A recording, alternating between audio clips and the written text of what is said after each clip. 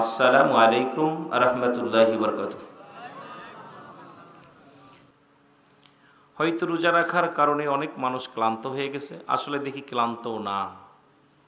যদি ক্লান্ত হতো, যেভাবে মানুষ ঘোরাফেরা করতেছে এই মানুষগুলো ঘুরতে পারতো না। মাহে রমজান মাস আমরা শেষ করেছি, শেষ করার কারণে অনেক মানুষ এখনো একটা ক্লান্ত ভাব, ভিতরে একটা কষ্ট, অনেকের আশেকের দিলে কষ্ট যে মাহে রমজান মাস চলে গেছেন। যারা পবিত্র মাসকে শেষ করার পর অনেকের দুঃখ লাগছে, কষ্ট লাগছে, কারণ এই মাসটা ঈমানদারের জন্য বড় ফজিলাতপূর্ণ মাস ছিল। বেঈমানদের জন্য কষ্ট, যাদের গ্যাস্ট্রিক, যাদের রোগ, মনে রোজার মাস আসলে তারা কষ্ট পায়। যারা রোজা রাখতে পারে না তাদের জন্য কষ্ট, কিন্তু রোজাদার যখন যারা কবরে শুয়ে আছে তারা অত্যন্ত কষ্ট পেয়েছে, কারণ এই মাসে আল্লাহ তাআলা পবিত্র এই মাহে রমজানের মাসটা কি করেছে, সমস্ত কবরের জগতের আযাব আল্লাহ বন্ধ করে দিয়েছে। জোরে বলেন না সুবহানাল্লাহ। জাহান্নামের দরজাগুলো বন্ধ করে দেওয়া ছিল, জান্নাতের দরজাগুলো খুলে দেওয়া ছিল। মুঠো হাত উপরে, মানুষের মুঠো হাত উপরে আল্লাহ রহমতের ফেরেশতা দাঁড়ে দাঁড়ে বেড়াইছে, কে কি নিবা, কি কি চাও আল্লাহর কাছে চেয়ে নাও। তো এই মাসটা যারা ঈমানদার তাদের জন্য কষ্ট। কিন্তু গতকালকে ঈদের ময়দান যখন এখানে হয়েছিল, অধিকাংশ মানুষই দেখা যায় এই আপনার ওয়াজিব নামাজ আদায় করার জন্য পাগল হয়েছিল। কিন্তু হিসাব করে মিলাইবেন, বাংলাদেশে প্রায় 60% মানুষ ফজরের নামাজ কাজা করে, অধিকাংশ মানুষ নামাজে আসছে। জোরে বলেন ঠিক কিনা? আমি আমার দৃষ্টিতে যেটা বুঝতে পেরেছি, আপনাদের কেমন জানি না, দেখা যায় তাহলে আমরা ফরজের প্রাধান্য খুব কম দিই, শরিয়াতের প্রাধান্য অনেক আমরা কম দিতেছি। শরিয়াত, তরিকত, হাকিকত, মারিফাত, আগুন, পানি, মাটি, বাতাস, ইসলাম, ইমান, ইহসান, কালেমা, নামাজ, রোজা, হজ, যাকাত। জোরে চিল্লাই বলেন আলহামদুলিল্লাহ। আল্লাহ তাআলা যেন কিছু কথা বলার তৌফিক দান করে। যেহেতু মাহে রমজান মাস, একটা মাস পরে আলোচনার মাঠে আসছি, আবার কিছুদিন আলোচনা করলে আমার জন্য নতুন নতুন লাগতেছে, কারণ আপনারাও নতুন। যেমন মাহে রমজান মাসের ভিতরে তো এরকম বসতে পারেন নাই, আজকে বসেছেন। তা আসার পর আমাকে দিতে চেয়েছিল 9টায়, তারপরে 9:30টায়, তারপরে 10টায়, তারপরে 10:30টায়, সর্বশেষ 11টায়। তো মোটামুটি 11টার আসছি আপনাদের মাঝে। তা আল্লাহ যেন, অনেকেই মনে করেছেন আমি চলে যাচ্ছি, না বাবা, বাড়ি যখন আসছি তখন ওখানে একটু বসে একটু বিশ্রামে ছিলাম, এরপর আপনাদের মাঝে আসছি। আল্লাহ যেন এখান থেকে আমাদের সবাইকে মাসুমের মাসুম হয়ে আল্লাহ যেন সবাইকে মাফ করে, গুনাহগুলো মাফ করে যে যাওয়ার সুযোগ দান করে। সকল বলুন আমিন। একটু মহব্বতের সঙ্গে দুরূদ শরীফ পড়েন, আল্লাহুম্মা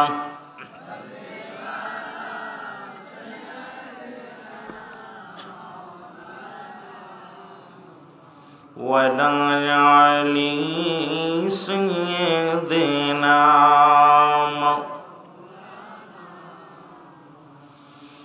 এ দুনিয়ার মুসলমান, গভীর মনোযোগ। আল্লাহ তাআলা দয়া করে মা করে রিয়াজুল জান্নাহ বেহেশতের বাগানে আপনাকে আমাকে আসার মতো সুযোগ, বসার মতো সুযোগ দান করল। খুশি না বেজার? বান্দা যখন জান্নাতের বাগানে রওনা হয়ে যায়, তার প্রতিটা কদমে কদমে আমার আল্লাহ তাআলা সগীরা গুনাহগুলো মাফ করে দেয়। জোরে বলা যাবে না মারহাবা? কি গুনাহ? সগীরা গুনাহগুলো মাফ হয়ে যায়। এ মুসলমান, শুধু নিয়ত করেছেন জান্নাতের বাগানে আসবেন, আর এই জান্নাতের বাগানে আসার নিয়ত করে ঘর থেকে যখন বাইর হয়েছেন, প্রতিটা কদমে কদমে আপনার জিন্দেগির সমস্ত সগীরা গুনাহ আল্লাহ মাফ করে দিয়েছে। জোরে বলা যাবে না মারহাবা? আর একটু জোরে বলেন সুবহানাল্লাহ। কি গুনাহ মাফ হয়েছে? আর একটু জোরে বলেন কি গুনাহ? এই সগীরা গুনাহ হলো ছোট গুনাহ। কি গুনাহ? ছোট গুনাহ। একবারে ছোট গুনাহ যেটা, সেটা আমার আল্লাহ মাফ করে দিছে। আমরা শুধু ছোট গুনাহ করি নাই, বড় বড় গুনাহ করেছি, কবিরা গুনাহ।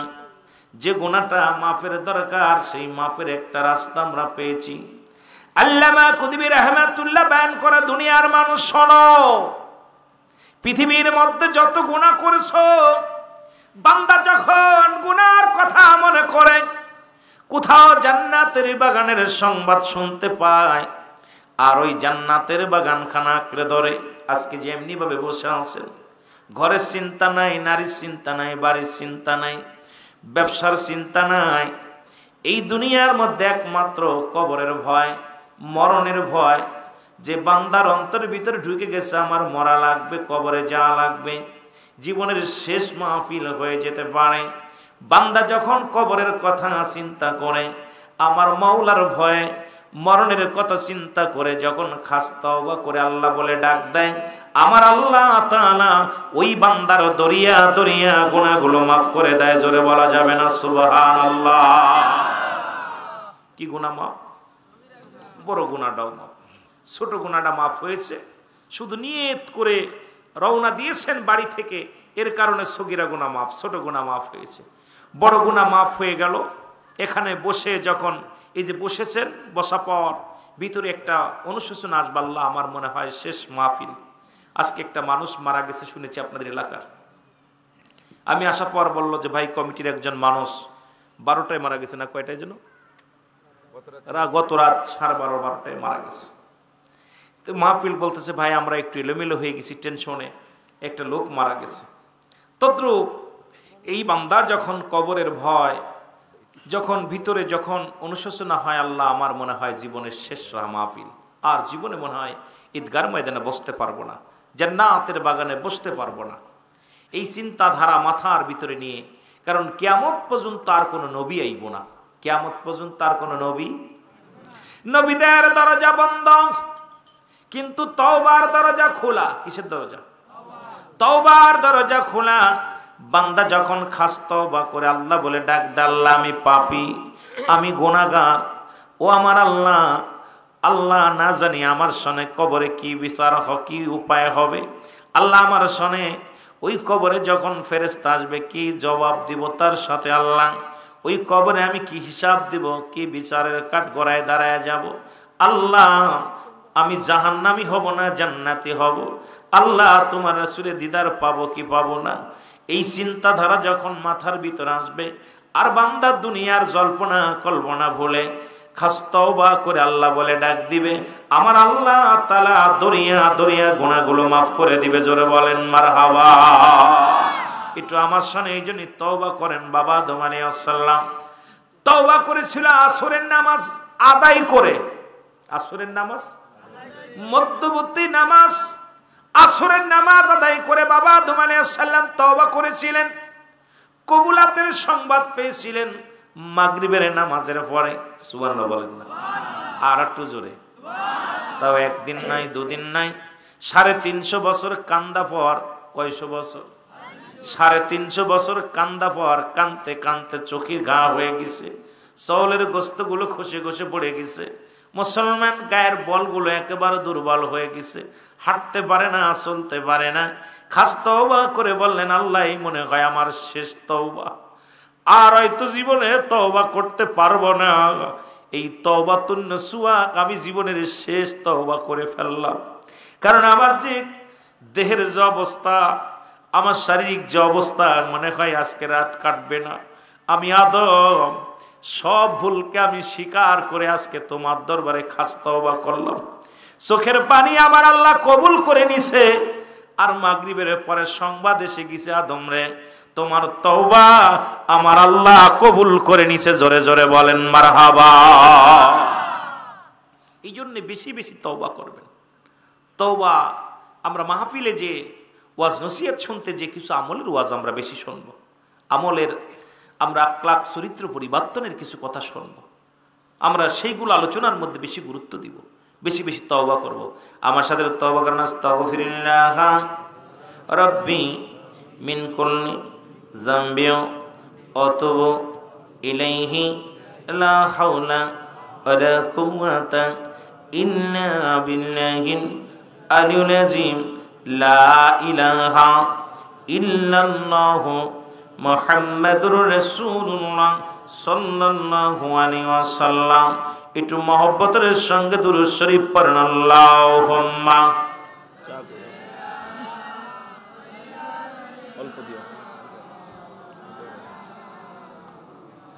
وعلى آل سيدنا আমি পাপী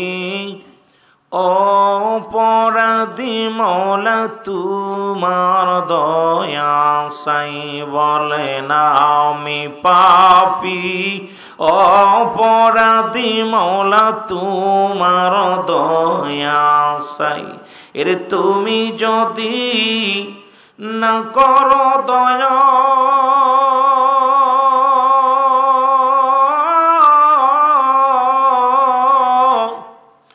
আমার হবে কি উপায় আমি পাপী অপরাধী মওলা তোমার দয়া চাই বলে না আমি পাপী অপরাধী আল্লাহ তোমার দয়া ওই আমি সংসারের ঝামেলাই পড়ে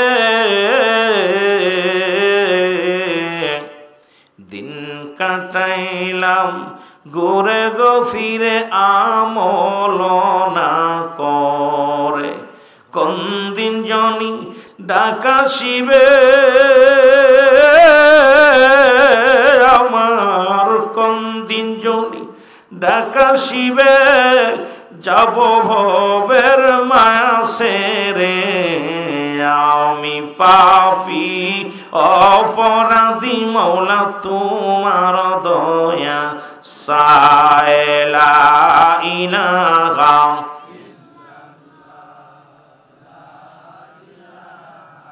দাদু ভাই একটু জোরে জোরে লা ইলাহা ইল্লাল্লাহ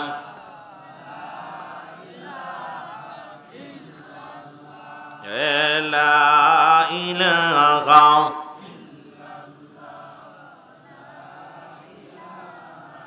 ইল্লাল্লাহ লা ইলাহা মুহাম্মদ এ দুনিয়ার মুসলমান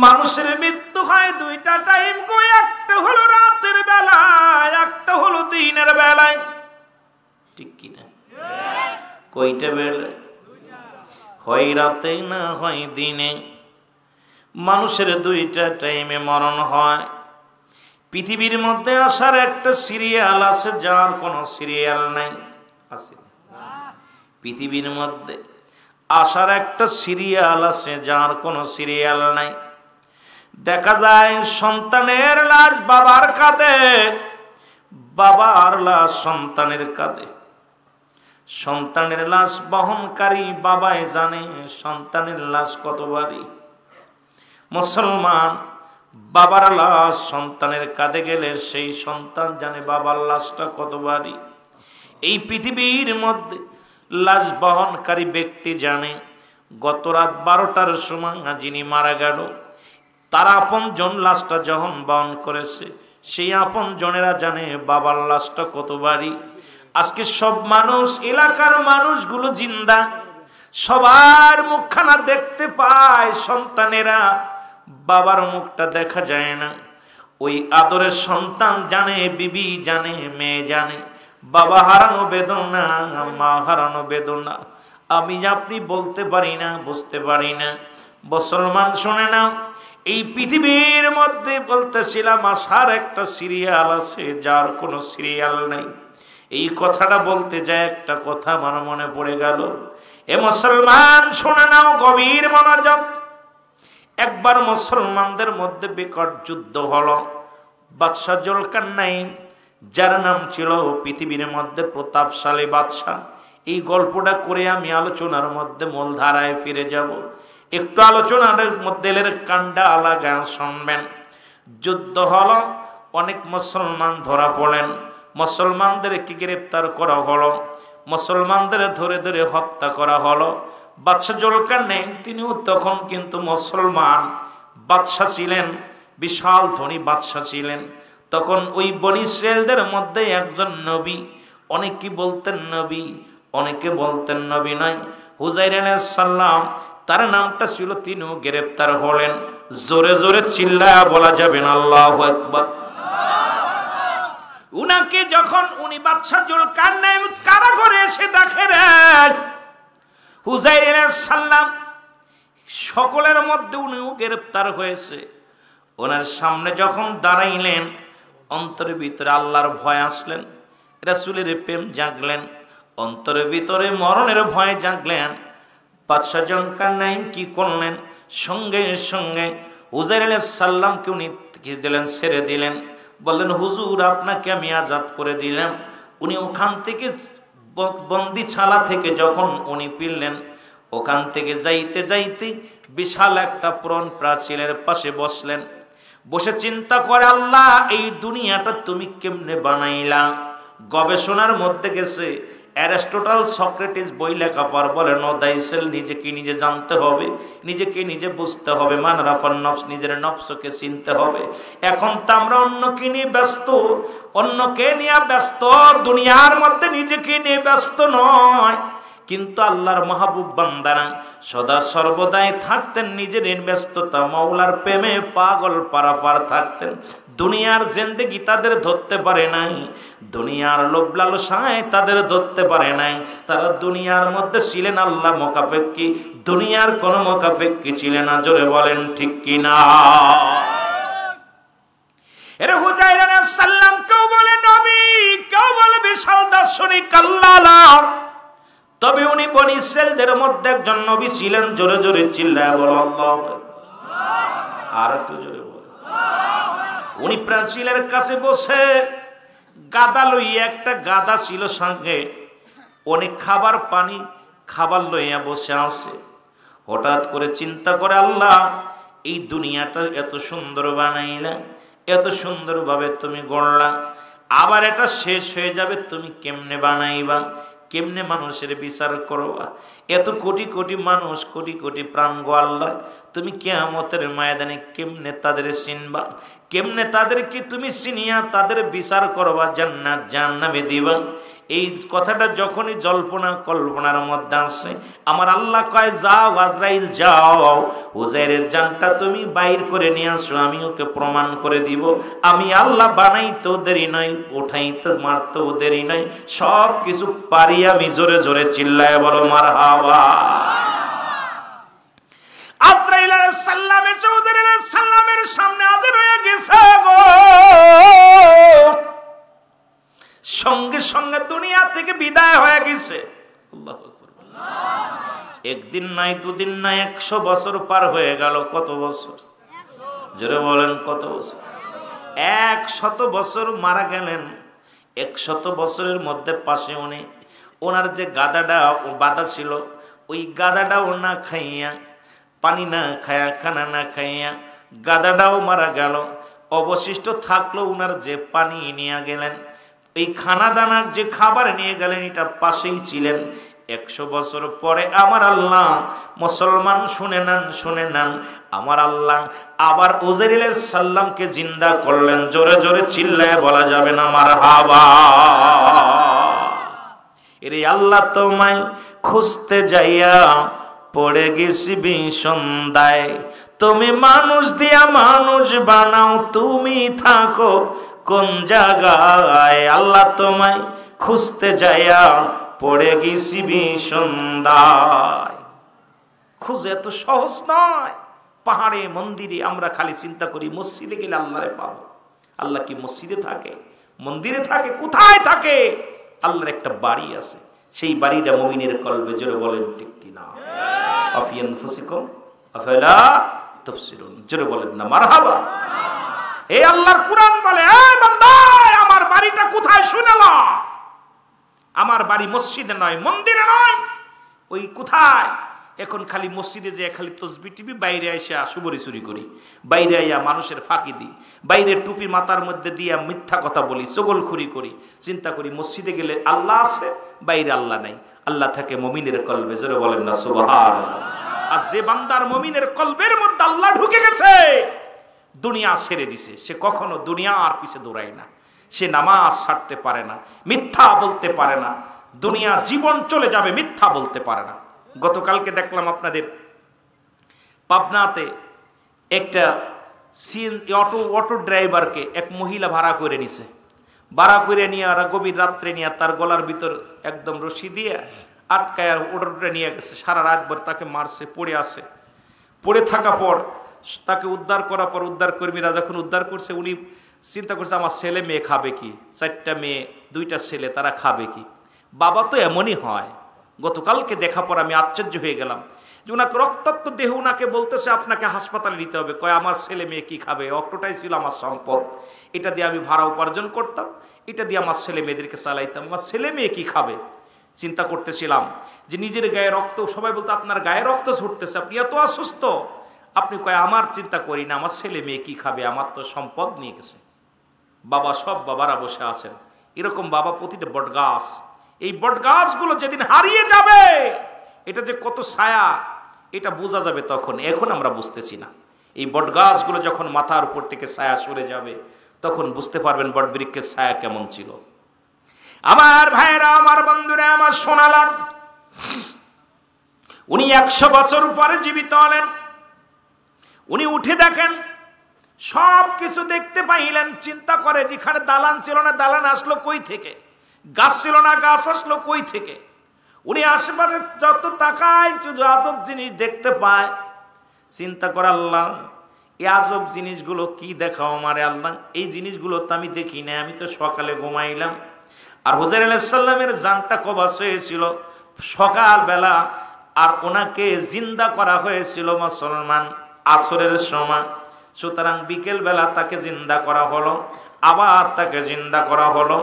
সুতরাং উনি চিন্তা করে সামান্য একটু ঘুমাইলাম। জিবরিল আমিন এসে ডাক দিয়ে বলো, হুজুর আপনি কতক্ষণ পরে ঘুম থেকে উঠলেন? কয় আমি কতক্ষণ পরে ঘুম থেকে উঠলাম, আমার কি জিগাও, আমি তো সকালবেলা ঘুমাইছি, সবে মাত্র বিকেল বেলা উঠেছি। জোরে জোরে চিল্লায় বলেন মারহাবা। কত বছর? কত বছর? 100 বছর ঘুমায় আছে, কিন্তু উঠছে বলছে আমি তো সকালে ঘুমাইছি, এই মাত্র বিকেল উঠছি, ঘুমটা ভালো ভালো পড়ে নাই, চোখ টুকতেছে। বলে হুজুর আপনি গাধাটা কোথায়? গাধার দিকে তাকা, দেখে গাধার কিচ্ছু নাই, 2-4টা হাড্ডি গুড্ডি পড়ে আছে। বলে হুজুর ওই গাধাটা আপনার ওই গাছে বাঁধা ছিল? বলে হ্যাঁ। বলে আপনার গাধার দিকে তাকায় দেখেন। হুজাইর আলাইহিস সালাম যখন গাধার দিকে তাকাইলেন, তাকায় দেখে 2-4টা হাড্ডি, ওই হাড্ডি দেখা যায়। বড় আশ্চর্য হয়ে গেলেন, একদম দোলার সঙ্গে মিশে গেছে, জমিনের সঙ্গে মিশে গেছে। আজকে যারা এলাকার মধ্যে যারা বাড়ি ঘর সংসার যারা আমার করেছিল, তারা কবরে শুয়ে গেছে। অনেকের কবরের অবস্থায় একই অবস্থা হয়ে গেছে, হাড্ডি পর্যন্ত তাদের খুঁজে পাওয়া যাবে না। মুসলমান তাদের কি পাওয়া যাবে না, তাদের গায়ের চামড়া খুঁজে পাওয়া যাবে না। যারা আমার করে যারা চির বিদায় হয়ে গেল, এই দুনিয়া সব কিছু পড়ে থাকলো, কিন্তু আমাদের আপনজন যারা চলে গেছে তাদের অস্তিত্ব নাই। এই রকম আমার আপনারও বিদায় হয়ে যেতে হবে। জোরে জোরে বলেন ঠিক কিনা? এর থেকে বাঁচা সম্ভব নাই। আমার ভাইরা, আমার বন্ধুরা, আমার যে কথা বলতেছিলাম, ফেরেশতা জিবরিল আমিন বলে হুজুর আপনি কতদিন যাবত ঘুমায় আছেন? কয় এত সময়। কয় না, আপনার জীবন থেকে 100 বছর পার হয়ে গেছে। কত বছর? ওলামা একরাম যারা হাফেজ, মাওলানা, ইমাম সাহেব, আপনারা মঞ্চে আসবেন, মঞ্চে ভালো জায়গা আছে, আপনারা এসে বসবেন। আমি তো সবাই চিনি না, অনেকেরই চিনি না, দয়া করে আপনারা বসলে খুশি হব। ওলামা একরাম আপনারা নিচেই না বসে আপনার উপরে এসে বসবেন। আপনার চেয়ার আশপাশে চেয়ার আছে, ভিতরে এসে বসলে, সামনে পাশে বসলে মজা লাগবে। একটু মহব্বতের সঙ্গে দুরূদ শরীফ পড়েন। আল্লাহুম্মা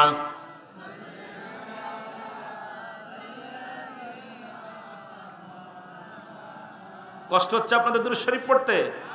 একটু জোরে পড়েন না। ওয়ালা আলি সাইয়্যিদিনা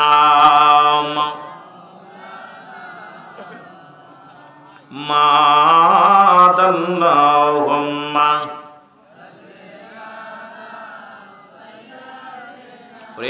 বদন যখন মাটি পানি মোর নবীজি খুদ রাসূল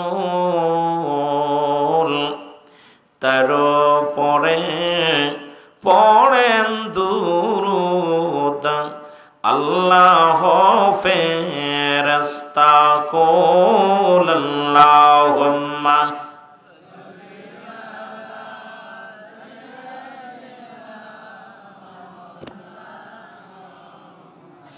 ওয়ালা আলি সাইয়্যিদিনা। এ দুনিয়ার মুসলমান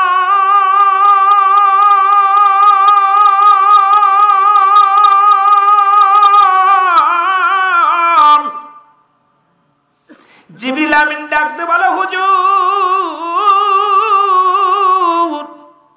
আপনার জীবন থেকে এক বেলা বা দু বেলা যায় নাই, আপনার জীবন থেকে 100টা বছর পার হয়ে গেছে। জোরে বলা যাবে না মারহাবা। উনি আস্তে আস্তে করে দেখে পাশে খানা দানা যা ছিল খাবার পানি সবই ঠিক আছে। এগুলো লইয়া উনি বাড়িতে চলে গেলেন। এলাকার মানুষগুলো উনার সাথে যারা ছিল সবাই অধিকাংশ, আমি অন্ধ রইলাম এই না জগতে, কত খোঁজা খুঁজলাম তোমায়, কত খোঁজা খুঁজলাম তোমায়, পাইলাম না রে ঠিকানা, কত খোঁজা খুঁজলাম তোমায়, কত খোঁজা। কত মানুষ খুঁজতে খুঁজতে কপাল ছুলে ফেলেছি, চরিত্র পরিবর্তন হয় নাই। কত মানুষ নামাজ পড়তে পড়তে মুসলমান পায়ের মধ্যে কড়া করে গেছে, এখনো চরিত্র পরিবর্তন হয় নাই। দাড়িগুলো পাকে গেছে, চরিত্র পরিবর্তন হয় নাই। দাঁতগুলো পড়ে গেছে, চরিত্র পরিবর্তন হয় নাই। কবরে একটা পা চলে গেছে, এখনো চরিত্র পরিবর্তন হয় নাই। তার মানে তারে খুঁজতে পারি নাই, মাওলারে পাই নাই। শুধু মসজিদে গেছি আর আইছি, রোজা রাখছি আর ছাড়ছি, হজ করেছি আর উমরা করেছি, দুনিয়ার মধ্যে যাকাত ফিতরা অনেক কিছু করেছি, শুধু আমিত্ব কামানোর জন্য, আমার মাওলারে পাওয়ার জন্য একটা বন্দেগি করি নাই। আমার মাওলারে রাজি করার জন্য একটা ইবাদত বন্দেগি করতে পারি নাই। আমার মাওলারে পাওয়ার জন্য একটা রাত ইবাদত বন্দেগি করতে পারি নাই। আমার মাওলার ইবাদত বন্দেগি যদি একটা রাত মনের মতো করতে পারতাম, মাওলা যদি একবার উপরে কারোর উপরে রাজি হয়ে যায়, এই পৃথিবীর মধ্যে ভয় নাই, ভয় নাই। জোরে বলেন ঠিক কিনা? এমন ভাবে খোঁজো যেমনি মামে খুঁড়েছিল মুসলমান। শুনে নাও, শুনে নাও, কই থেকে কই আলোচনা যায়। এ ভাই, দুনিয়ার মধ্যে ও মুসলমান শুনে নাও, ওই দিনার নামে পরিচিত যিনি পৃথিবীর মধ্যে মালিক ইবনে দিনার, এই পৃথিবীর মধ্যে আল্লাহ কেমন ভাবে খুঁজেছিল দিনার বলা হয়, যিনি ছিল এক সময় মদখোর, এক সময় ছিল অনেক নিশাদার মানুষ, কিন্তু নিশায় মুগ্ধ ছিল, আল্লাহর পাগল এমন ভাবে হয়ে গেল। আল্লাহর হওয়ার কারণে ওই মালিক ইবনে দিনার কিন্তু আল্লাহকে পেয়েছিল। জবান দিয়ে বলার সঙ্গে সঙ্গে আমাদের উলামা ইকরাম আলেম উলামা ওয়াজ করি, আল্লাহ যখন বান্দা যখন আল্লাহর হয়ে যায়, বান্দার হাত আল্লাহর হয়ে যায়, বান্দা যখন আল্লাহর হয়ে যায়, বান্দার জিহ্বা আল্লাহর হয়ে যায়, বান্দা যখন আল্লাহর হয়ে যায়, আমার আল্লাহর বান্দার জবান আল্লাহর জবান হয়ে যায়। আজ পর্যন্ত কেন জবান হয় না? আমরা উলামা ইকরামের কথাও কেন আল্লাহ শোনে না? এর মধ্যে একটা কারণ হলো আমাদের চরিত্র কন্ট্রোল হয় না। আমরা মুখে যেটা বলি অন্তরে সেটা করি না। এখন দুনিয়ার মধ্যে ইবাদত বন্দেগী যা করি দুনিয়ার মধ্যে আমিত্ব করার জন্য, আমার মাওলারে খুশি করার জন্য ইবাদত বন্দেগী করতে পারি না। ওই মালিক ইবনে দিনারের একটা কথা বলতে যায়, আমার হঠাৎ করে কথাগুলো মনে রাখবেন মুসলমান। উনি কেমনে বছর মুসলমান শুনে নেন। নদী পারের সময় যখন উনাকে নৌকার মাঝি বলেছিল, এই কষ্ট অনেকে জানেন, শুধু বোঝানোর জন্য দুইটা কথা বলে যায়। এই মালিক দিনার মুসলমান শুনে নাও, এ মুসলমান মালিক ইবনে দিনার রহমাতুল্লাহ আলাইহি উনি কি করলেন শুনে নেন। যখন মুসলমান যখন নৌকার মাঝি তার কাছে টাকা চেয়েছিল, ওই টাকা চাওয়ার পরে মালিক ইবনে দিনার বলেছিল আমার কাছে টাকা নাই। উনি তখন সঙ্গে সঙ্গে ওরে মুসলমান শুনে নাও, মাঝি তাকে ঘাট ধরে নৌকা থেকে ফেলানোর কথা বলার সঙ্গে সঙ্গে মালিক ইবনে দিনার ডাকতে বলেছে আল্লাহ আমি তো তোমার হয়ে গেছি, আজকে তোমার গোলাম, তোমার গোলামি করতে যাইয়া ঘর ছেড়েছি বাড়ি ছেড়েছি কিচ্ছু নাই, তোমার পাগল আল্লাহ। আল্লাহ আজকে টাকার জন্য আজকে দিনারের জন্য আমাকে ঘাট ধরে নদীতে ফেলাই দিতে চাই রে আমার আল্লাহ, তুমি আমাকে দয়া করো। সঙ্গে সঙ্গে আমার আল্লাহ ডাকতে কম নদীর পানি, এই নদীর মাছ জলদি করে মালিক ইবনে দিনারের জন্য টাকা নিয়ে যাও, স্বর্ণের দিনার নিয়ে যাও। সঙ্গে সঙ্গে নদীতে যত মাছ ছিল সমস্ত মাছের মুখের মধ্যে টাকা নিয়ে দিনারে নিয়ে এই দিনার রহমাতুল্লাহ আলাইহিকে ইজ্জত কেমনে দিলেন আল্লাহ বলার সঙ্গে সঙ্গে এবং মাছের মুখে টাকা নিয়ে লাভতে টাকাগুলো নৌকার মধ্যে ফেলাইতেছিলেন। দিনার রহমাতুল্লাহ আলাইহি বলতেছিল মাঝিরে যত নাও, কত লাগবে নাও, কত লাগবে লাও, কারণ আমার আল্লাহর দরবারে অভাব নাই। যার কথা মাছে শোনে, যার কথা পানিতে শোনে, যার কথা আমার আল্লাহ শোনে। আজকে বুড়া হয়ে গেলাম, 80 বছর ইবাদত বন্দেগী করলাম, এ মুসলমান মুখটা পবিত্র করতে পারি নাই, চরিত্র পরিবর্তন করতে পারি নাই, কেমনে দুনিয়া থেকে বিদায় হয়ে যাব। গড়ায়ু মানুষের 70 বছর, এই 70 বছরের মধ্যে প্রায় মুসলমান শুনে নাও, কথাগুলো বললে বুঝতে পারবা, এই 70 বছরের মধ্যে মুসলমান শুনে নাও 35 বছর চলে যায় তোমার ঘুমের ঘরে, 10 বছর চলে যায়, 10টা বছর চলে যায় তোমার বাল্য জীবন, থাকলো আর 60 বছর। এই 60 বছরের মধ্যে 30 বছর যায় ঘুমের মধ্যে, থাকলো আর 30 বছর। এই 30 বছরের মধ্যে 15 বছর চলে যায় তোমার সংসার জীবন করতে। দেখা যায় হিসাব করে তুমি 15টা বছরও আমার মওলার ইবাদত বন্দেগী করতে পারো নাই। আর এই 15 বছরের মধ্যে যদি মওলারে ডাকতে পারো, আমার আল্লাহকে ডাকতে দেরি, আমার মওলার শুনতে দেরি নয়। জোরে বলেন ঠিক কিনা? এত বছর, 70 বছর গড় আয়ু মানুষের, 70 বছরে 10টা বছর চলে যায় বাল্য জীবন। কত বছর থাকলো? কত বছর? 60 বছরে 30 বছর ঘুমের মধ্যে। কিসের মধ্যে? ঘুমাইছেন। 30 বছর ঘুমাইছেন, থাকলো কত? 30। এই 30 বছরের 15 বছর গেছেন সংসার ধর্ম করতে যায়, সংসার ধর্ম করতে, ছেলে মেয়ে স্ত্রী পরিবার পরিজন নিয়ে, থাকলো কত? 15 বছর। এই 15 বছরও 10 বছর চলে যায় যৌবনকাল, এর মধ্যে যৌবনকাল। দেখা যায় গড়ে 5 বছর একটা মানুষ এই 60 বছরের মধ্যে 5 বছরও সঠিকভাবে আল্লাহর ইবাদত বন্দেগী করতে পারে না। এই 24টা ঘন্টায় 5 ওয়াক্ত নামাজ পড়তে কয়টা ঘন্টা সময় নষ্ট হয় বলেন দি? কষ্ট পাচ্ছেন আপনারা? কয় ঘন্টা? কয় রাকাত নামাজ? কথা বলেন না। 17 রাকাত নামাজ পড়তে কয় ঘন্টা লাগে? 1 ঘন্টা এলো। তাহলে আপনি দিন 24 ঘন্টা, 23টা ঘন্টা আপনার, 1টা ঘন্টা আল্লাহর। 1টা ঘন্টা ইবাদত করার পর আপনি পাবেন জান্নাত। তাও আমরা অবহেলা করি। জোরে বলেন ঠিক কিনা? আরো জোরে বলেন। এ দুনিয়ার মুসলমান শুনে নাও, আমি যে কথাগুলো বলতেছিলাম, হযরত উযাইর আলাইহিস সালাম একটা চিৎকার মেরে দিয়ে বলে, মালিক ও আমার আল্লাহ, তুমি একটা ঘুমের মধ্যে আমার জীবন থেকে তুমি 100 বছর নিয়ে নিছো গো। আর 100 বছরের ভিতরে কত পরিবর্তন তুমি করেছো। এইরকম মানুষের জীবন পরিবর্তন হবে, এইরকম মানুষের নতুন জীবন আসবে, আবার জীবন চলে যাবে। এই তো দুনিয়ার নিয়ম। জোরে জোরে বলেন ঠিক কিনা?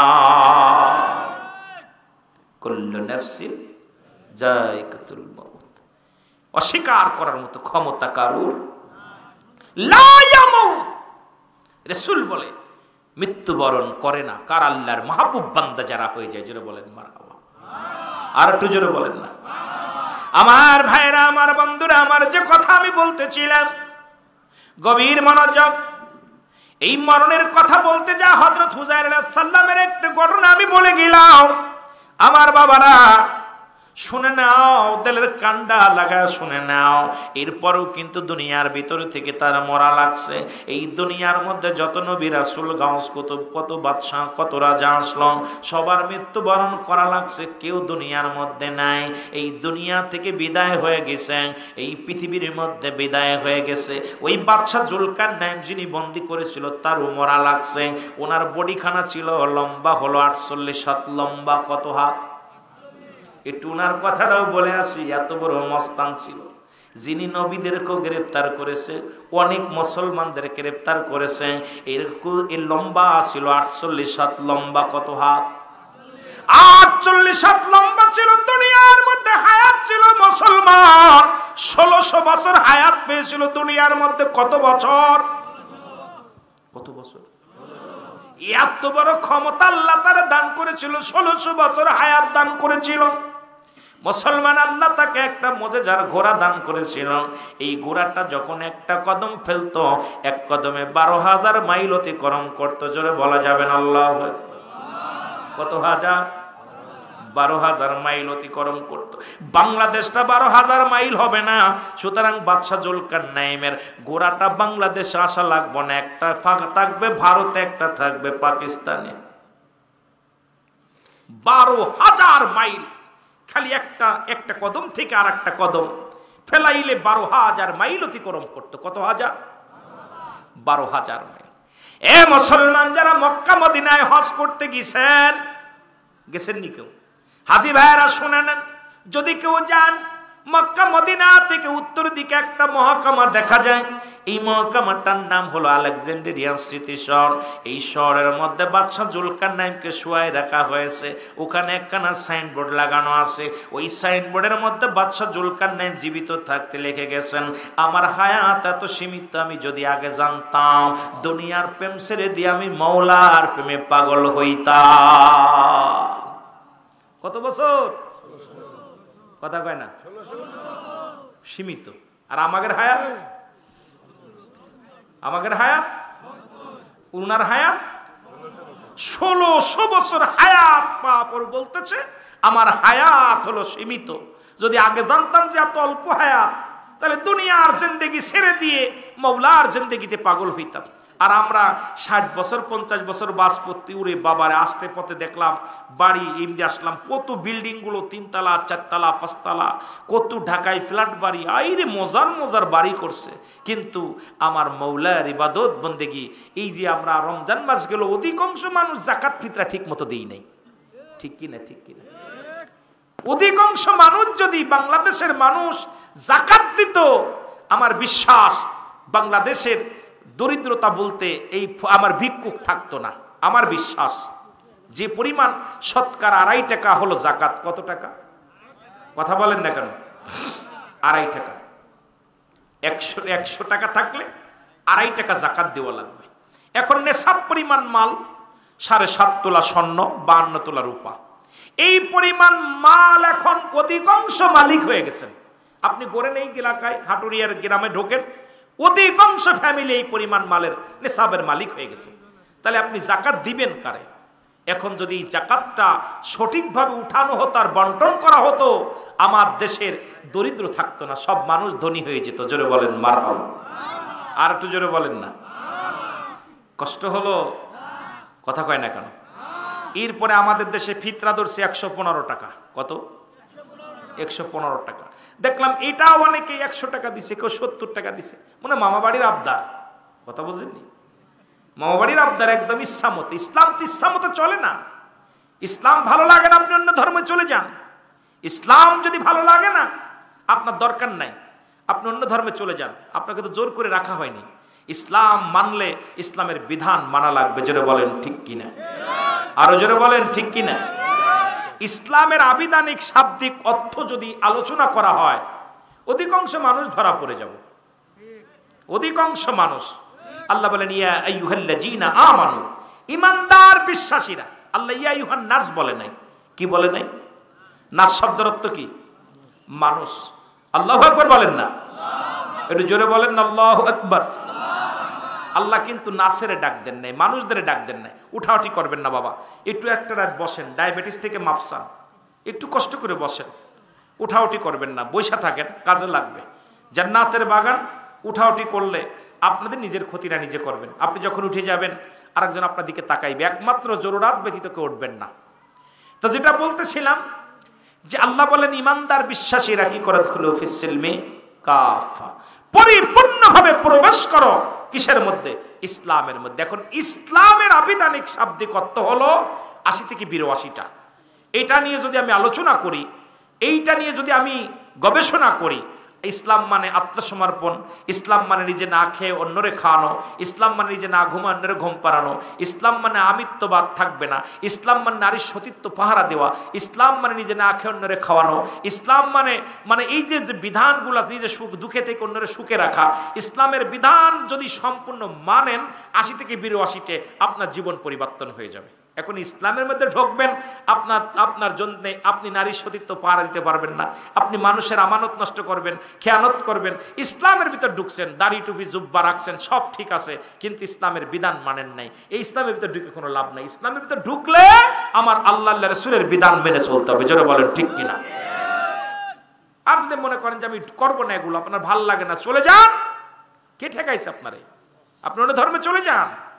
কিন্তু মুসলমান ধর্মের ভিতর থাকতে হলে আমাদের কোরআন, হাদিস, ইজমা, কিয়াস, আহলে সুন্নাতুল জামাতের আকীদা মানতে হবে। জোরে বলেন ঠিক কিনা? আরো জোরে বলেন ঠিক কিনা? একটু মহব্বতের সঙ্গে দুরূদ শরীফ পড়েন। আল্লাহুম্মা এরে আজ না হয় কাল তুমি যাইবা কবরে, মরার পরে দেখবে চেয়ে গো তোমার সবই রইল পড়ে, মরার পরে দেখবে চেয়ে গো তোমার সবই রইল। আরো জোরে বলেন মরার পরে দেখবে চেয়ে।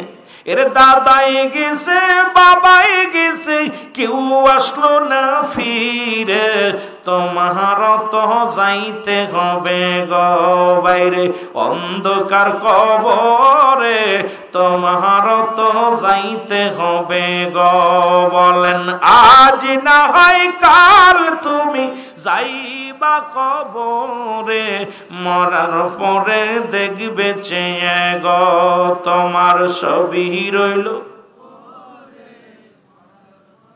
আরো জোরে বলেন মরার পরে দেখবে চেয়ে গো তোমার সবই রইল।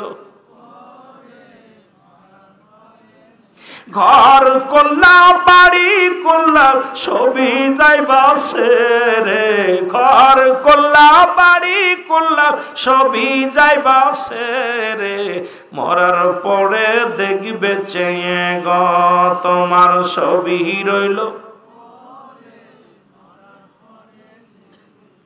এ দুনিয়ার মুসলমান,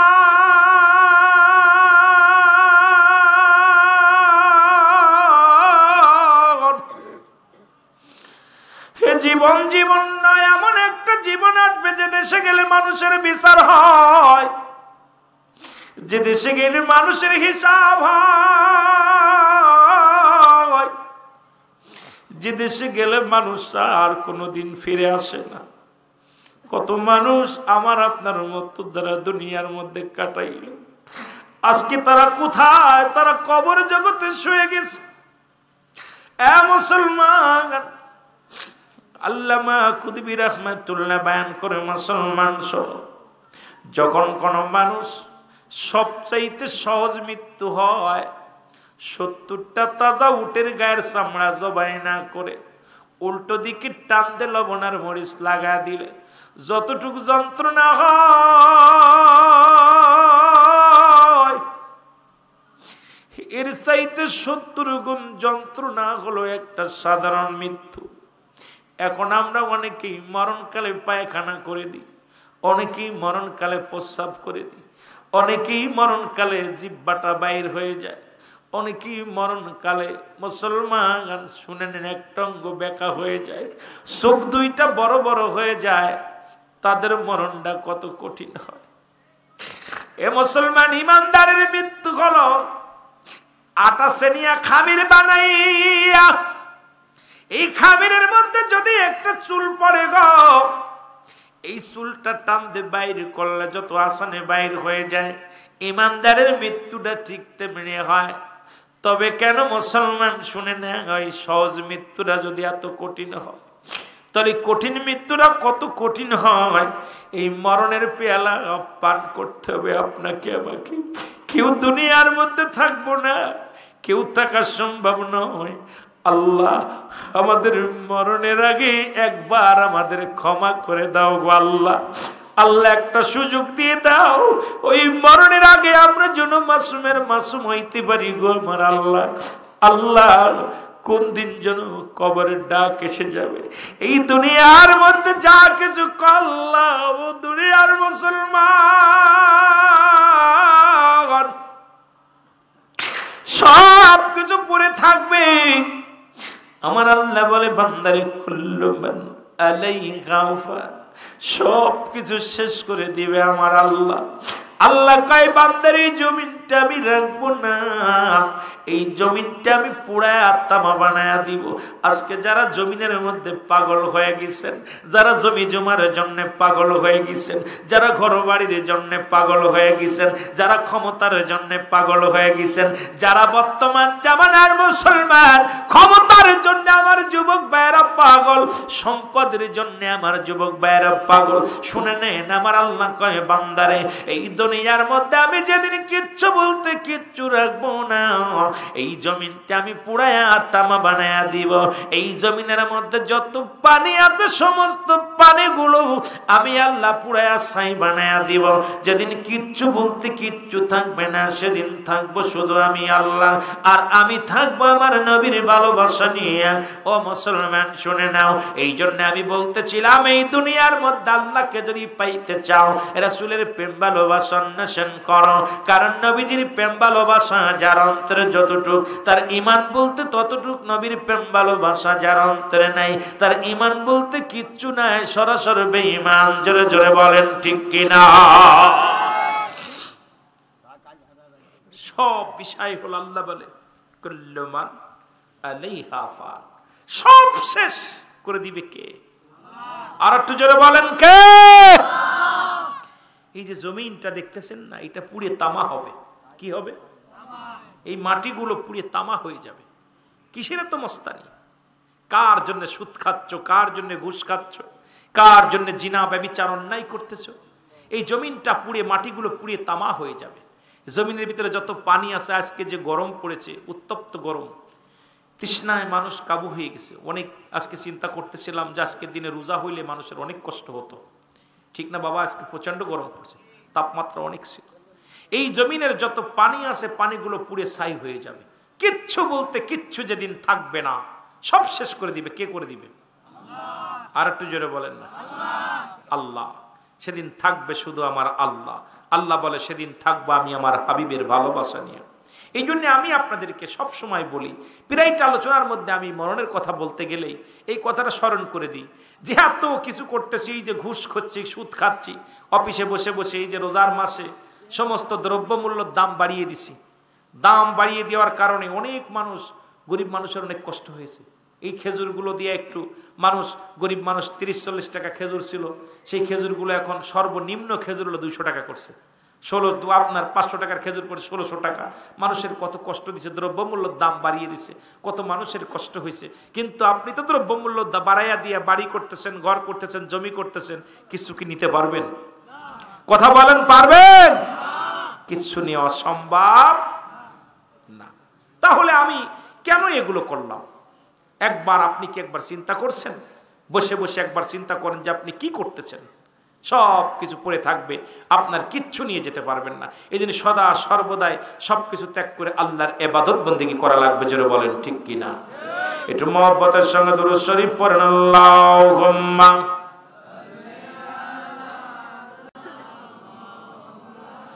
আরো জোরে ওয়ালা আলি সাইয়্যিদিনা।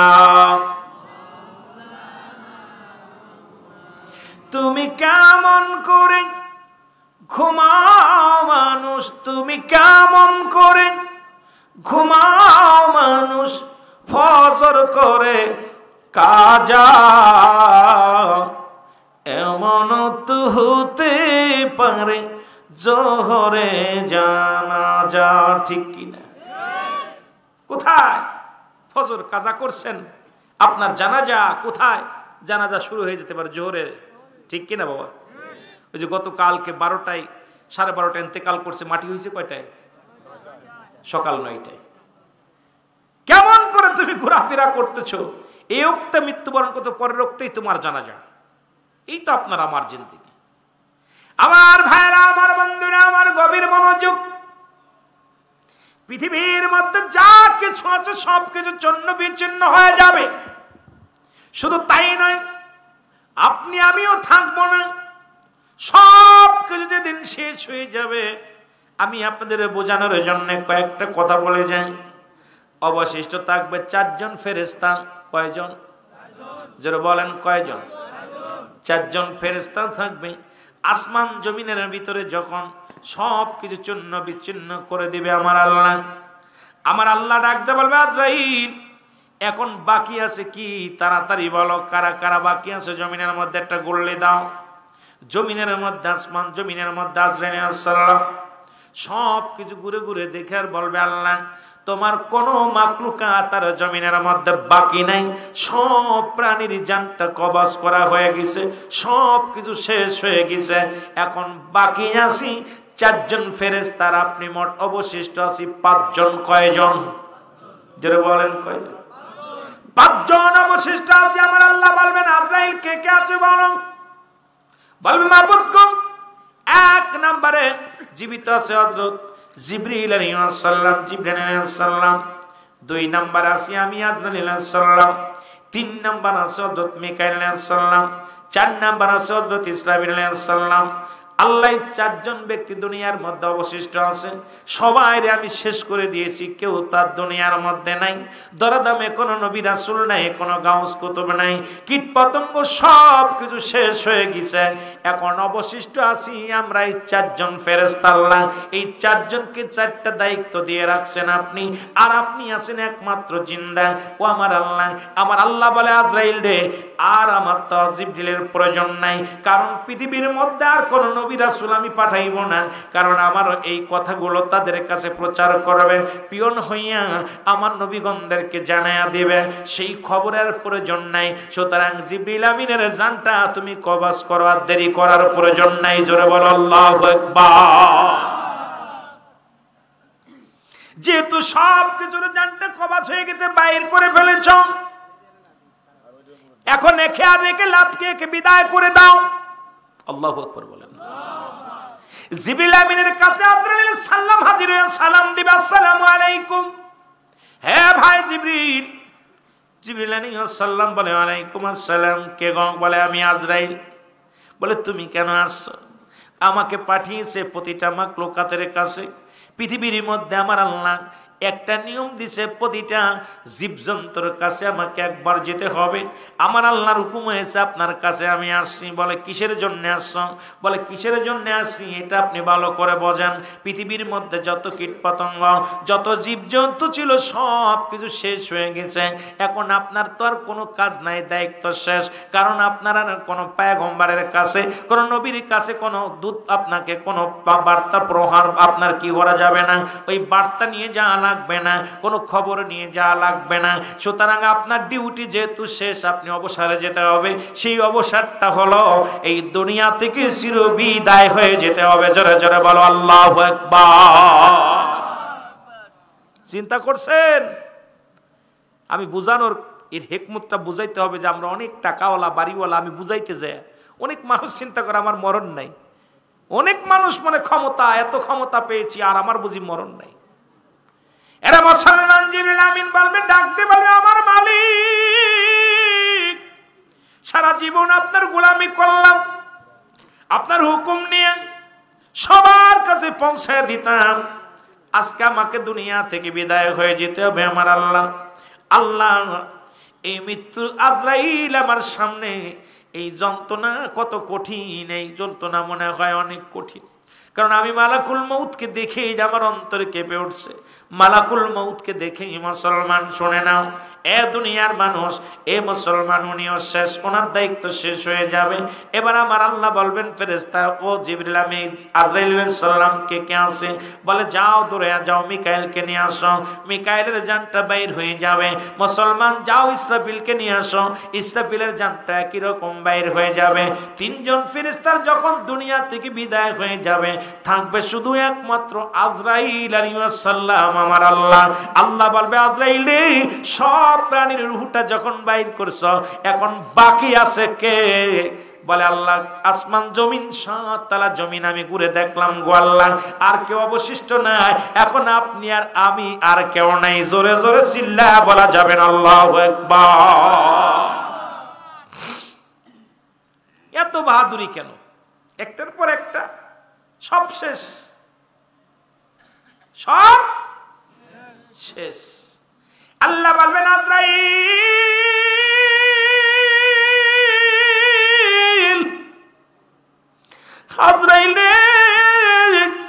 যেহেতু আমি আর তুমি, আমি হলাম স্রষ্টা, তোমরা হলে সৃষ্টি।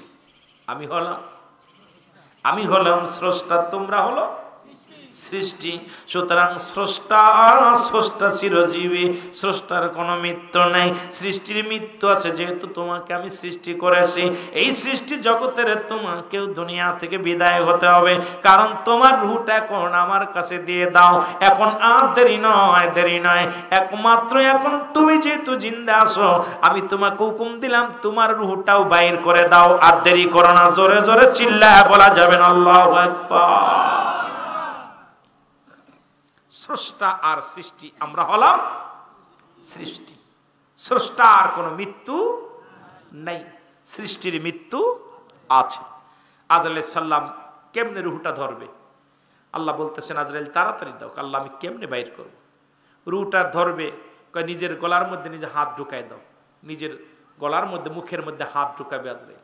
ঢুকায় রুহটা ধইরা চিৎকার মারবে, আল্লাহ এত যন্ত্রণা, আমি পারছি না, এটা টান দিয়ে বাইর করতে পারছি না, এত যন্ত্রণা। এ মুসলমান, শোনা নাও, আজরাইল একটা চিৎকার মেরে বলবে, মালিক,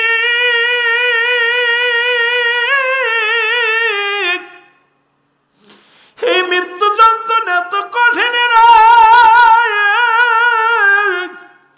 আল্লাহ। পৃথিবীর মধ্যে কত প্রাণী আমি মৃত্যু ঘটাইলাম, কত জীবকে আমি হত্যা করলাম, কত মানুষের আমি জানটা বাইর করলাম, আমি নিজে বুঝতে পারি না এত যন্ত্রণা কষ্ট। এই মৃত্যু যন্ত্রণা এত কষ্ট রে আমার মাওলা, আমি নিজের জানটা আমি কেমনে দিব, সইতে পারি না। আমার আল্লাহ বলবে, হুকুম হয়েছে আজরাইল, দেরি করো না। আজরাইল কয়, মাওলা গো, জানটা যে এত বাইর করে, এত কষ্ট, এত যন্ত্রণা,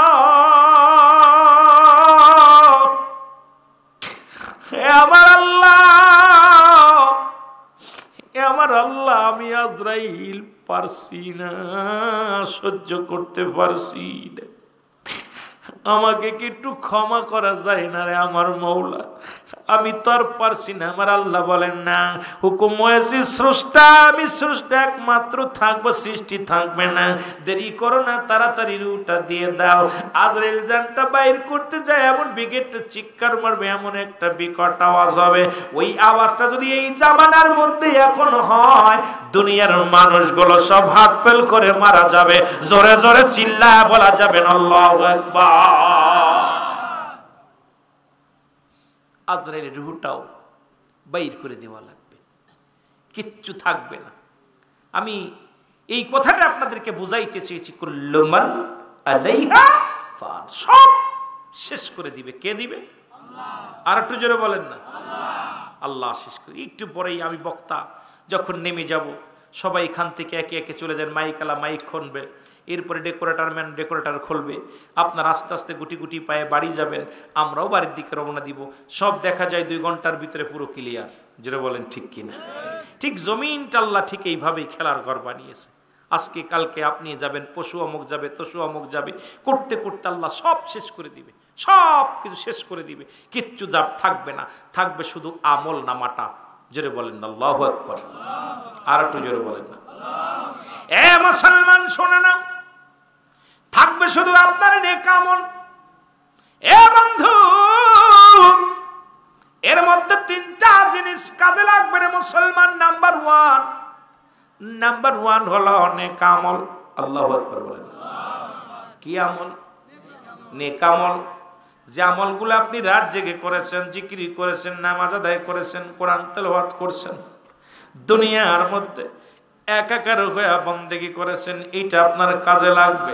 নাম্বার টু, সদকা জারিয়া, দান দিয়ান যেগুলো করেছেন, এই যে আপনারা দান দিয়ান করেছেন মুসলমান শুনে নেন, এই যে মসজিদ মাদ্রাসা যেগুলো আপনি উন্নয়ন প্রকল্পের জন্য যেগুলো দান দিয়ান করেছেন, এগুলো কাজে লাগবে। নাম্বার থ্রি, নেককার সন্তান, এমন সন্তান রেখে যাবেন তিনি দোয়া করবে রব্বির রহমহুমা কামা রব্বায়ানি সগীরা। আমার সাথে বলেন রব্বির রহমহুমা কামা রব্বায়ানি সগীরা। হে আমার আল্লাহ, হে আমার রব। বাবা আদম আলাইহিস সালাম দোয়া করেছিলেন তার জন্য। আমি দেখছি দুইটা দোয়া হয়েছে। আমার তৃতীয় নাম্বার বক্তা আজকে দোয়া করেছে, একটা দোয়া করেছে রব্বানা জালামনা আনফুসানা ওয়া ইল্লাম তাগফির লানা ওয়া তারহামনা লানাকুনান্না মিনাল খাসিরিন। আল্লাহু আকবার বলো না, আর একটু জোরে। আদম বলে আল্লাহ, হে আমার রব, রব্বানা জালামনা, এ আমার রব, এ আমার আল্লাহ, আমি জালিমদের অন্তর্ভুক্ত হয়ে গেছি, আমারে তুমি ক্ষমা করে দাও। সুবহানাল্লাহ বলেন না, আর একটু জোরে। আদম নবী দোয়া করে কিসের জন্য? মনে রাখবেন মুসলমান, আদম দোয়া করে রব্বানা জালামনা আনফুসানা ওয়া ইল্লাম তাগফির লানা ওয়া তারহামনা লানাকুনান্না মিনাল খাসিরিন। আল্লাহ বলে ডাক দে, আদম ডাক দে, বলে আমার আল্লাহ, আমি আদম জালিমদের অন্তর্ভুক্ত হয়ে গেছি, আমারে তুমি ক্ষমা করে দাও। এ মুসলমান শুধু তাই নয়, এ মুসলমান শুধু তাই নয়, বাবা ইউনূস আলাইহিস সালাম অন্যায় বলল, একটা মাপ চাইলেন। ইউনূস আলাইহিস সালাম ডাক দে বললেন লা ইলাহা ইল্লা আনতা সুবহানাকা ইন্নী কুনতু মিনাজ জালিমিন। আর ইউনূস আলাইহিস সালাম বলে আমার আল্লাহ, আমি জালিমদের অন্তর্ভুক্ত গেছি, আমারে তুমি ক্ষমা করে দাও। আর আমার নবী ডাকতে বলেন, হ্যাঁ মুসলমান শুনে নাও, আমার নবী না আমার আল্লাহ ডাকতে বলে, আমার মুসলমান শোনো। নবী ডাকতে বলে উম্মতিরা রে, আমি তোমাদের এমন একটা আমল শিখা দিব গো, যে আমলটা করলে তোমরা একটা কবুল হজের সওয়াব পাইবা। সাহাবীরা বলে ইয়া রাসূলুল্লাহ, ইয়া হাবিবাল্লাহ, কি আমল সেটা একটু জানতে পারি কিনা? নবীজি বললেন, সাহাবীরা রে, তোমাদের যাদের পিতা মাতা দুনিয়ার মধ্যে জিন্দা আছে, একবার বাড়ি যে সালাম দিবা, আসসালামু আলাইকুম বাবা, আসসালামু আলাইকুম মা, তোমার আমলনামায় একটা কবুল হজের সওয়াব লেখা হয়ে যাবে। এবার সাহাবীরা কান্দে, আমার নবীজি দেখে সাহাবীরা চোখের পানি ছেড়ে কান্দে। আমার নবী যা বলে, সাহাবীরা রে তোরা কেন কান্দ?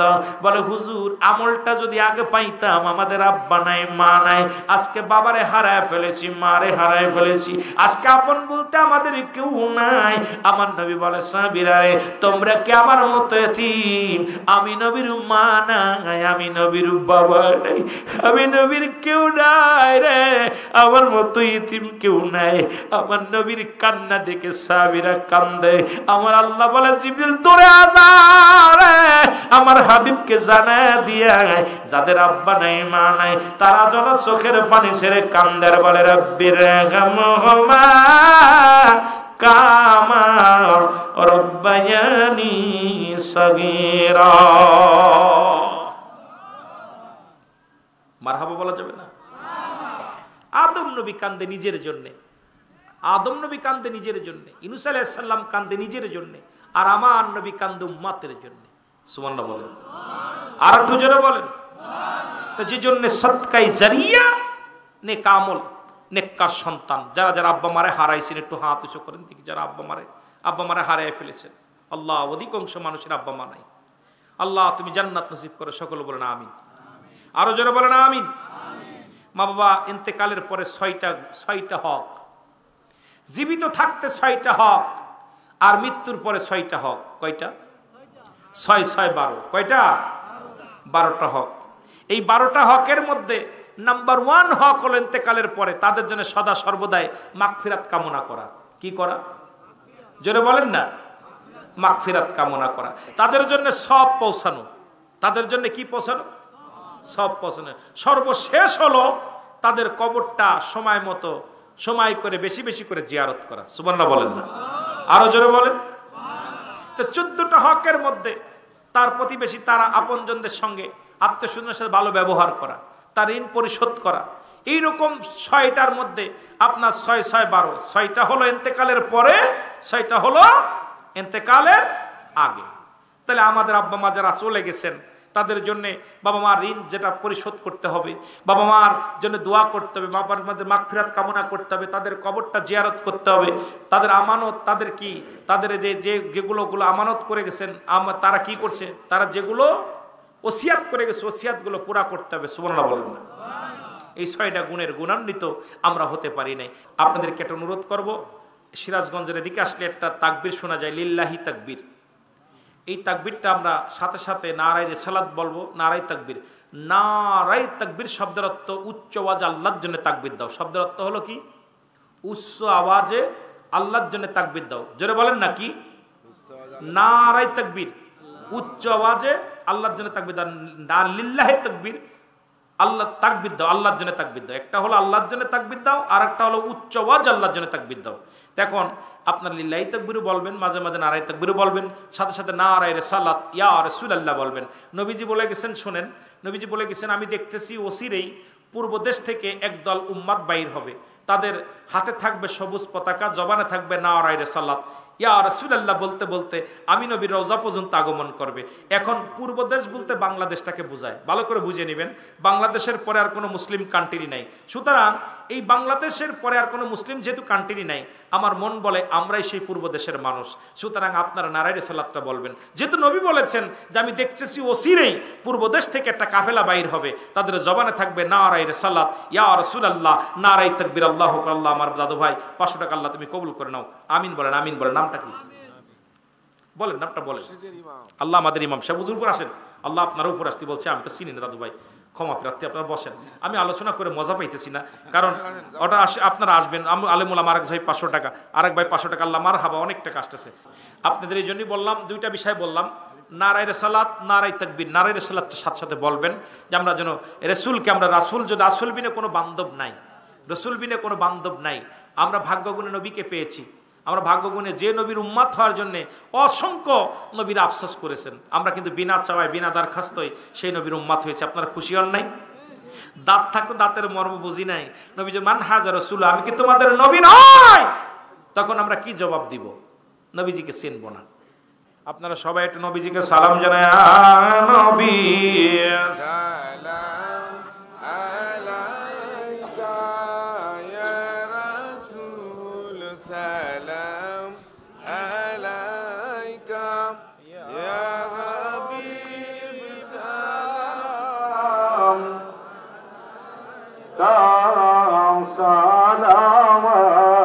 সালাওয়াতুল্লাহ আলাইকা।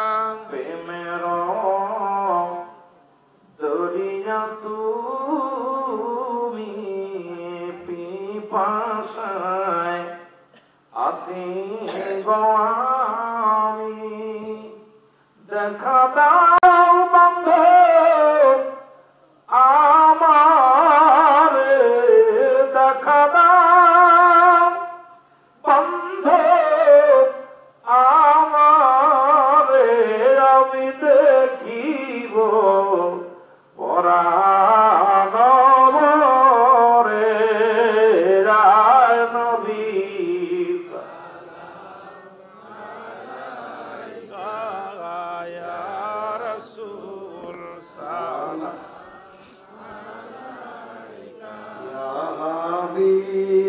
সালাম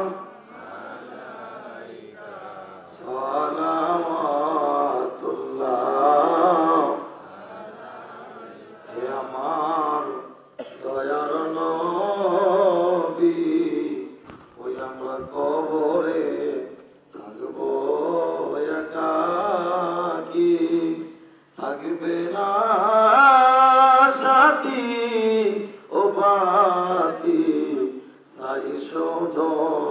আপনাকে দেখিয়া নবী সালাম আলাইকা ইয়া রাসূল সালাম আলাইকা ইয়া হাবিব সালাম আলাইকা সালাওয়াতুল্লাহ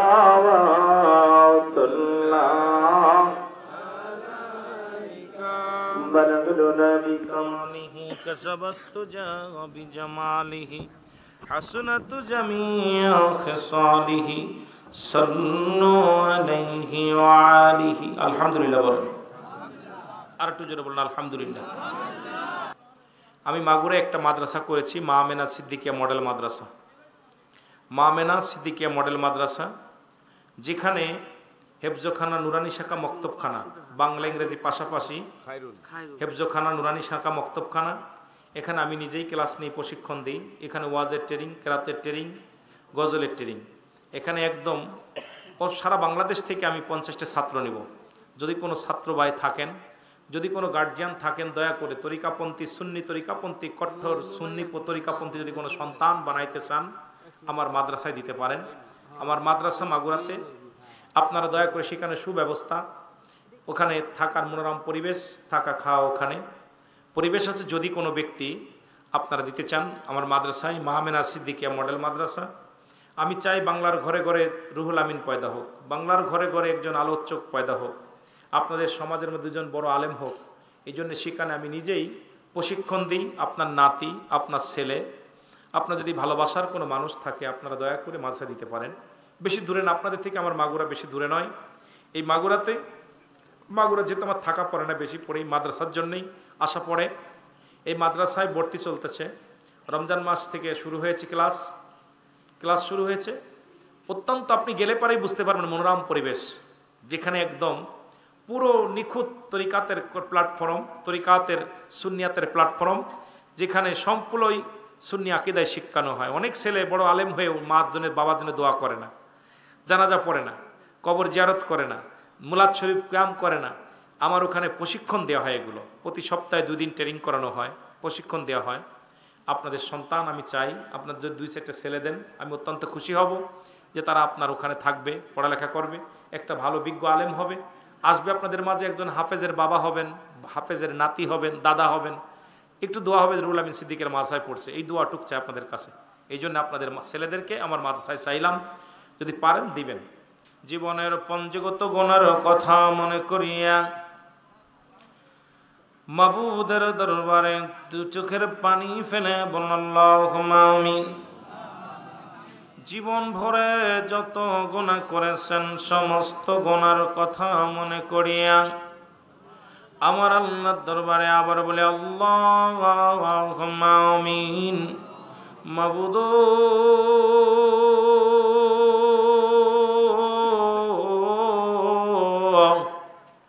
যুবকদের উদ্যোগে এই হাটুরিয়া দক্ষিণ পাড়া কেন্দ্রীয় ঈদগাহ ময়দানে গো আল্লাহ, তোমার কিছু আশেকেরা আল্লাহ সারা মাস রোজা রেখে গো আল্লাহ, আল্লাহ রোজার পরের দিনই ঈদের ময়দান, গতকাল আনন্দের দিনের পরে গো আল্লাহ, আজকার একটা জান্নাতের বাগান ঈদগাহ ময়দানে আমার ভাইয়েরা বসে আছে। জানি না কার মনে কি বেদনা, কার মনে কি দুঃখ রে আল্লাহ। আল্লাহ, আজকের এই মাহফিলের ভুলটি মাফ করো, মাফ করিয়া কবুল করো, কবুল করিয়া ইয়ার হাদিয়াটুকু সোনার মদিনায় পৌঁছা দাও।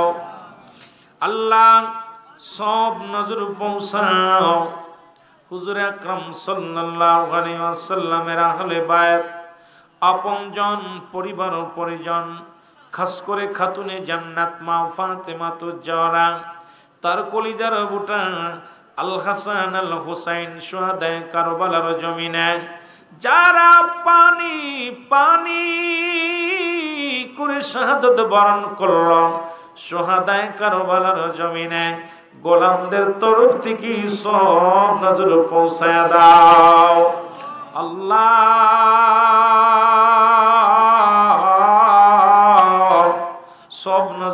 পৌঁছায় দাও।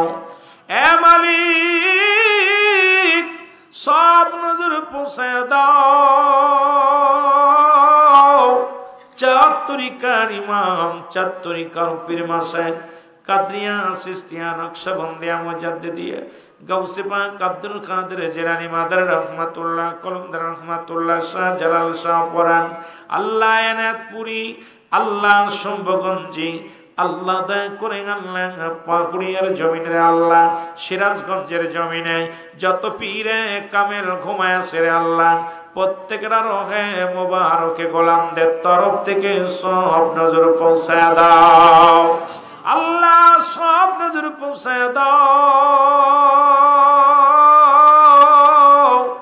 আপন আপন পীরের পাক আত্মায় গোলামদের তরফ থেকে সব নজর পৌঁছায় দাও। আল্লাহ আল্লাহ,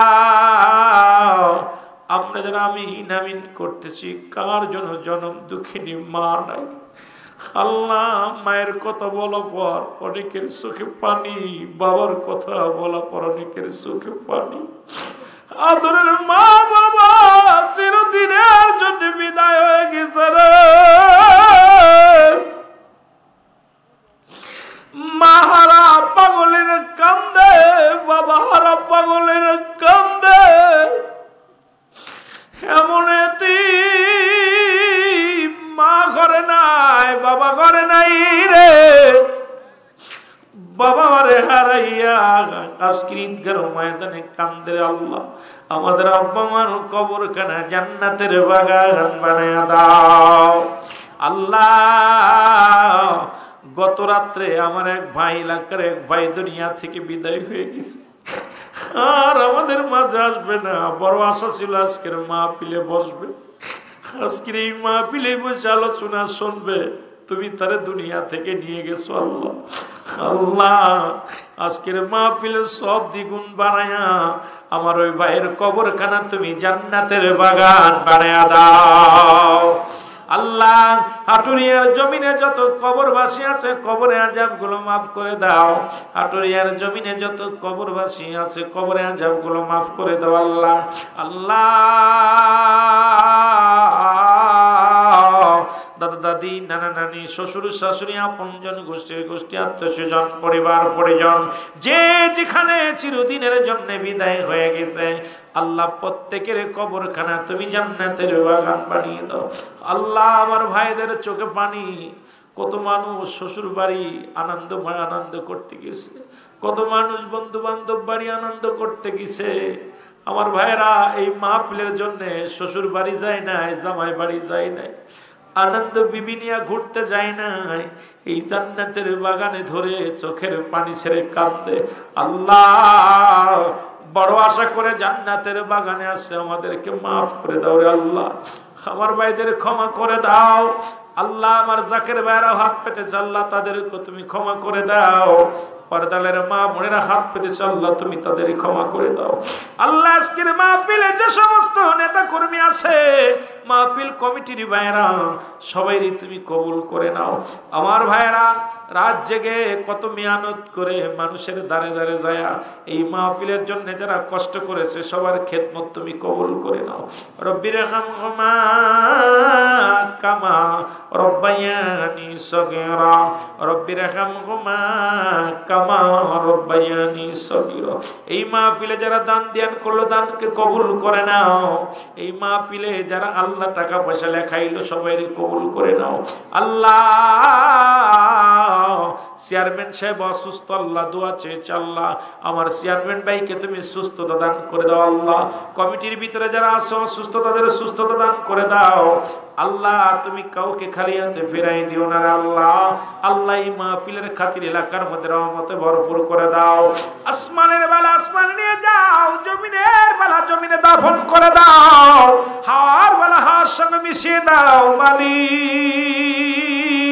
মানব শয়তান, জিন শয়তান, নফস শয়তান, কবি শয়তান, শয়তানের শয়তানি ওয়াসওয়াসা থেকে আমাদের সেবা কল্যাণ করো আল্লাহ। রব্বানা রব্বানা যালামনা আনফুসানা ওয়া ইল্লাম তাগফির লানা ওয়া তারহামনা লানাকুনান্না মিনাল খাসিরিন। আল্লাহ আমাদের সবাইরে তুমি মাফ করে দাও, সবাইরে তুমি ক্ষমা করে দাও। আল্লাহ আমাদের নামাজকে কবুল করে নাও। আল্লাহ আমাদের সিনা থেকে সমস্ত গুনাহ মুছে দাও গো আল্লাহ। আজকের মাহফিলে যারা বসেছে সবাইকে তুমি মাসুমের মাসুম বানিয়ে দাও। ডেকোরেটর ভাই, ক্যামেরাম্যান, আল্লাহ মিডিয়ার ভাইরা, আজকে ওলামা ইকরাম যে যে নিয়তে হাত পেতেছে আল্লাহ সবার দানকে তুমি কবুল করে দাও। সবার আল্লাহ মনের দুরা মনের আল্লাহ মনের বাসনা তুমি পুরা করে দাও। আল্লাহ আমার ভাইদের মনের বাসনা পুরা করে দাও। আল্লাহ গো সব বাইরে তুমি কবুল করে নাও। আল্লাহ যেদিন মালাকুল মউত আমাদের সামনে হাজির করে দিবা, একদিকে থাকবে মৃত্যু যন্ত্রণা, আর একদিকে থাকবে শয়তানের কুমন্ত্রণা।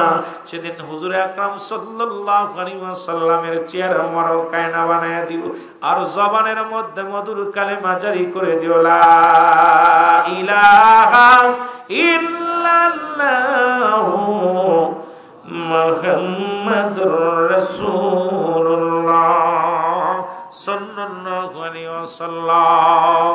আসসালামু আলাইকুম রহমতুল্লাহি ওয়া বারাকাতুহু।